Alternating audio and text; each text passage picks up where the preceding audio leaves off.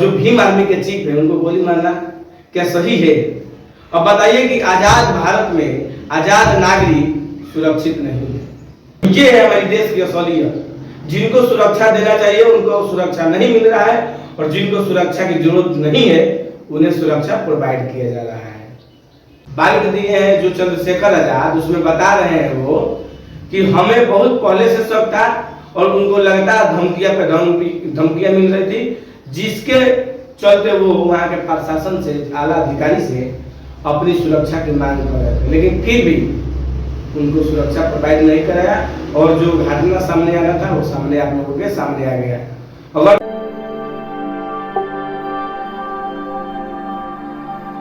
नमस्कार, मैं हूं अजय कुमार और आप देख रहे हैं खबर न्यूज तक। और ये खबर न्यूज तक जो है फिलहाल कल एक विषय पे जो चंद्रशेखर आजाद भीम आर्मी चीफ है और जो एसपी पार्टी के राष्ट्रीय अध्यक्ष एडवोकेट चंद्रशेखर आजाद है, उनको कल 28 जून को शाम को गोली लगा था, जो कि यूपी के मुजफ्फरपुर नगर जिले के बगल में जो सहारनपुर जिला है उसी जिले से बिलोंग करते और वहीं के देवबंद जगह नाम के जगह पे उनको गोली लगा था, जो कि उनके फॉर्च्यूनर के गाड़ी के दरवाजे को छेद करके उनके गाड़ी को पार करके सीट को छेद करके वो गोली मारा गया था। और जिस गाड़ी से वो दुश्मन आए थे, जो वो जानलेवा हमला करने आए थे, वो हरियाणा नंबर की गाड़ी थी।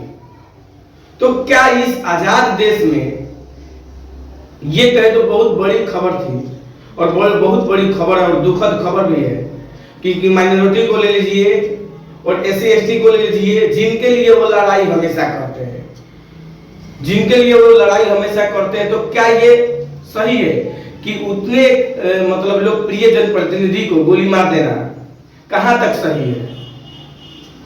जरा सोचिए आप कि क्या गलत काम करते हैं? जब वो कहीं ना कहीं भी अगर किसी से भी बात करते हैं, आला अधिकारी हो गया, कोई किसी से भी बात करते हैं तो एक लहजे में बात करते हैं और वो एक एडवोकेट है, मतलब वकील है, तो उनको सब कानून पता है।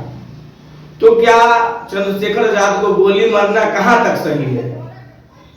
वो वहां के जो जिला प्रशासन है, वहां के जिला प्रशासन से लगातार मांग कर रहे थे अपनी सुरक्षा का, और वहां के जो जिला प्रशासन ने उनको सुरक्षा देने में विफल रही।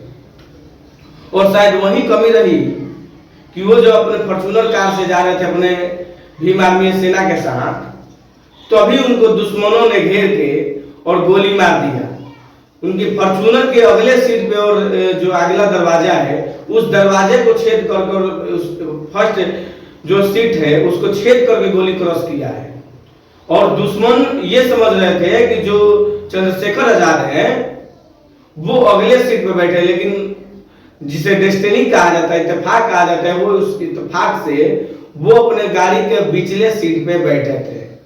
जैसा उनका कहना है, वो बाइट भी दिए थे और उनका कहना है कि हमको सुरक्षा दिया जाए, लेकिन उनको सुरक्षा प्रोवाइड नहीं कराया गया।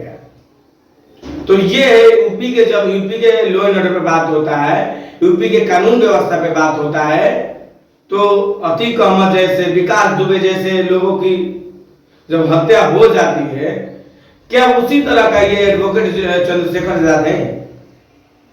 क्यों इनको दुश्मनों ने घेरा और क्यों इन पे गोलीबारी की?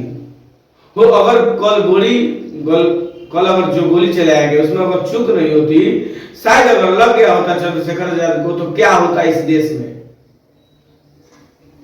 वो कोई सांसद विधायक नहीं है, लेकिन एक वो बहुत लोकप्रिय नेता और ASP party, Azad Samaj party के राष्ट्रीय अध्यक्ष है और वो एक वकील भी है। तो क्या उनको गोली मारना कहां तक जायज है? वो जो शोषित वर्ग के महिला होते हैं या कोई भी होता है, उनके लिए आवाज उठाने में वो कतई चूक नहीं रखते हैं। जैसा कि आप लोग महिला रेसलर्स दिल्ली के जंतर मंतर पे धरना प्रदर्शन की थी, लगातार उनके साथ प्रोटेस्ट कर रहे थे, दिल्ली के सड़कों पे चल रहे थे। फिर उन जैसे एक जिम्मेदार व्यक्ति को गोली मारना और जो भीम आर्मी के चीफ है उनको गोली मारना क्या सही है? अब बताइए कि आजाद भारत में आजाद नागरिक सुरक्षित नहीं है। जो आतंकवादी होते हैं उनको तो गोली मारना जायज है, लेकिन क्या ये आतंकवादी हैं? ये जब भी जेल गए हैं, ये कहीं ना कहीं न्याय की मांग करते हुए, लोगों की मदद करते हुए जेल गए थे। तो ये है चंद्रशेखर आजाद, जो कि हमेशा माइनॉरिटी से लेकर SC/ST वर्ग से लेकर जो भी शोषित वर्ग के लोग हैं उनके लिए हमेशा खड़े रहते हैं, और हमेशा मतलब न्याय की मांग करने के लिए किसी हद तक जाते हैं। और उन्हीं चंद्रशेखर आजाद को कल के डेट 28 जून को उन पे गोलीबारी कर दी जाती है। तो क्या उनको यूपी पुलिस को सुरक्षा नहीं देना चाहिए?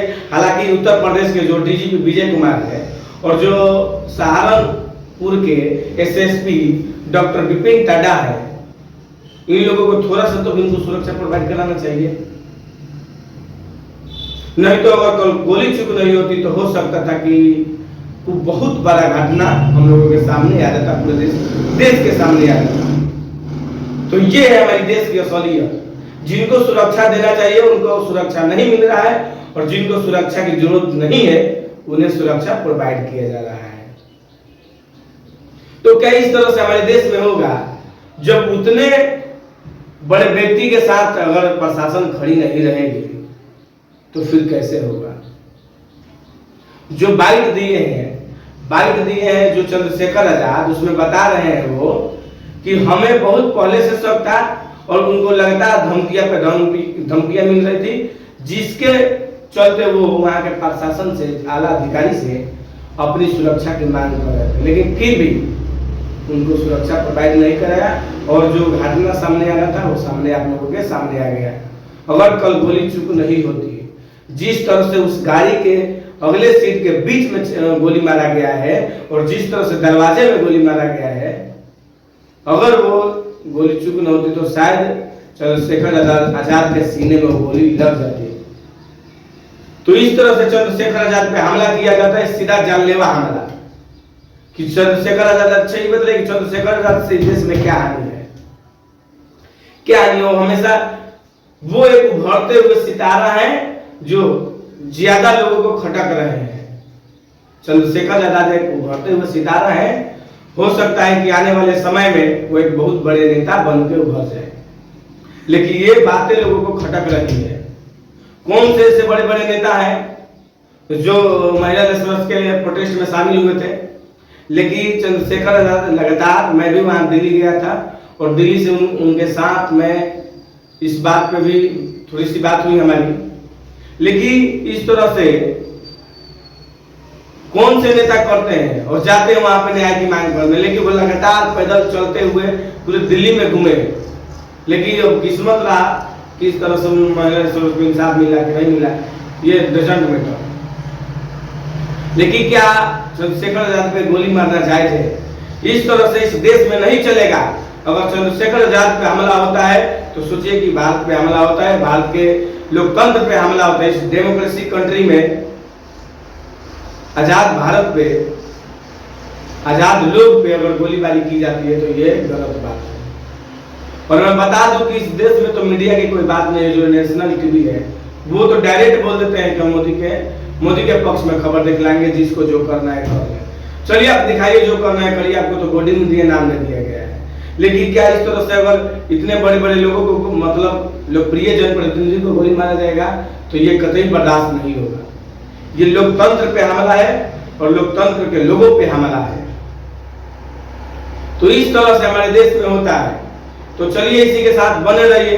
अगर फेसबुक पे देख रहे हैं तो अगर फेसबुक पेज को फॉलो कीजिए, और यूट्यूब पे देख रहे हैं तो यूट्यूब को सब्सक्राइब कीजिए, ताकि हमारी आजाद पत्रकारिता को आपका सहयोग हो और हम खुल के आजाद से ये पत्रकारिता कर सके। नहीं तो जिस दिन हम लोगों पे भी प्रतिबंध लग जाएगा उस दिन यूट्यूब पे भी और फेसबुक पे, ट्विटर, इंस्टाग्राम, इन सभी प्लेटफॉर्मों पे भी आपको खबर देखने को नहीं मिल पाएगा। जैसा कि अभी कुछ दिन पहले पीयूष गोयल जो अपने देश के पूर्व रेल मंत्री है, 50 यूट्यूबरों से मिले हैं जो बड़े बड़े यूट्यूबर्स हैं। तो सोचिए वो किस आइडिया के तरह मिले होंगे और क्या स्ट्रेटेजी रहा होगा कि वो मिले होंगे। तो चलिए इसी के साथ बने रहिए और जुड़े रहिए। मैं हूं अजय कुमार और आप देख रहे थे खबर न्यूज़ तक। जय हिंद, जय भारत।